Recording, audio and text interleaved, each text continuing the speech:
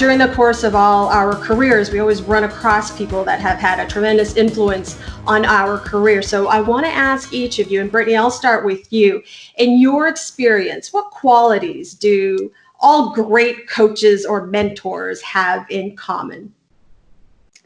Yeah, that's a great question. I have two that come to mind right away. And I can speak from my experiences as an athlete and also just somebody who's had a lot of great mentors over the course of my life.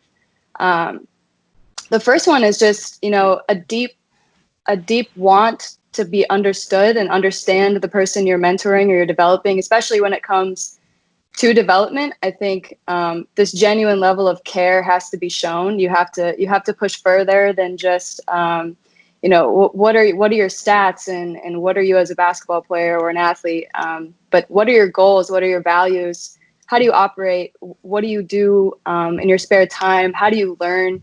All these questions are really important to sit down and ask the people that you're trying to help develop. You have to establish that deeper relationship with that person.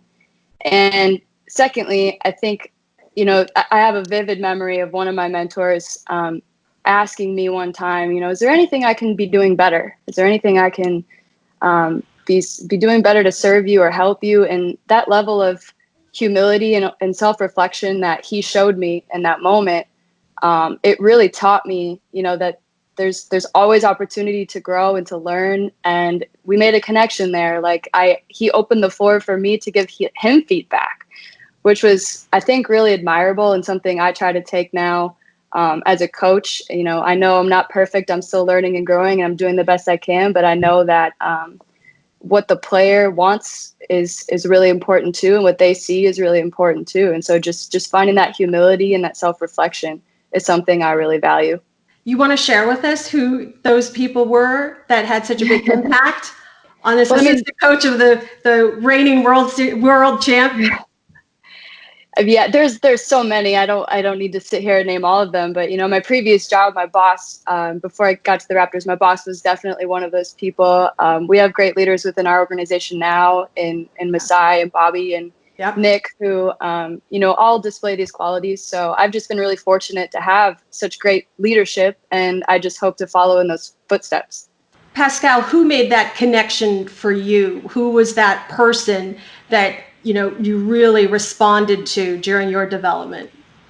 I think, like I said, it's kind of hard to pinpoint one person or one exact person. I mean, I feel like as an athlete, man, going through the journey, there's so many people. You come across so many people that helped you along the way to get to the level that you are. I mean, I don't want to, name everybody, but there's so many people. And just from my first coach back in Cameroon, who passed away, rest in peace, Joe Wang Fang. He was somebody that definitely believed in me. From me going to New Mexico State, Marvin Menzies, the coach there, and all his coaching staff, and then getting to the NBA, having an opportunity with the Raptors, man, they believed in me. I remember the scout Patrick always, believing in me from the first day. Masai, the whole coaching staff, all those guys definitely played in part in my development. But also when I just look at my development and how I was able to improve my game each year is one of the coaches, Rico Hines, is one of the coaches that come into my mind, man. He's a guy that from the first day, just, he definitely believed in me. I remember the first day I got to the gym and the first day that he looked at me and his reaction, just how excited he was and definitely saw things in me that, I saw for myself, but then seeing somebody else see the same things. It's just, we related in a different level. And I think, that's what all leaders have, or great mentors, just the fact that you can relate to them and they can push you to things that, you believed in and things that you even believe yourself. So I think that's what makes it great. And having those people in my life made, I'm definitely grateful for that. And I always remember that, and be grateful for that. Of course, it's hard not to notice what's been happening around the world right now. And I want to ask our panel to really reflect on their recent thoughts and feelings in light of the current dialogue surrounding racism. And Brittni, in the NBA, you have predominantly Black athletes. I'm interested in your thoughts and feelings on what's transpired in the world right now involving the protests and the dialogue involving racism. Yeah, as you mentioned, the NBA, about 80% of our players are Black. And so being a white coach, being a coach that has worn a jacket of privilege pretty much her whole life, this is really personal to me because of all the people in my community, on my team, in our organization that have been dealing with this pain for quite some time now. So, for us, the conversation is, silence just isn't an option anymore, and we have to find ways to amplify these stories and this pain and these voices. And if you're not in a position right now where you feel like you're wanting to take action or not be silent, then it's not personal enough to you, and you need to do the work to make it personal. Have the tough conversations with people of color in your community, learn about their experiences, and just listen. Just be a great listener, be a learner, and amplify those stories, amplify those voices, because we need to tear down all these structures that we know to be true and rebuild them with those voices in the forefront.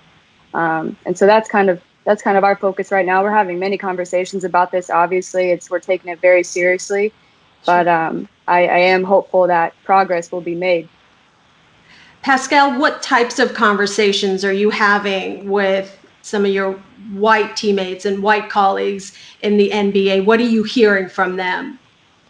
I mean, I think, like we said a little earlier, it feels kind of like it's different.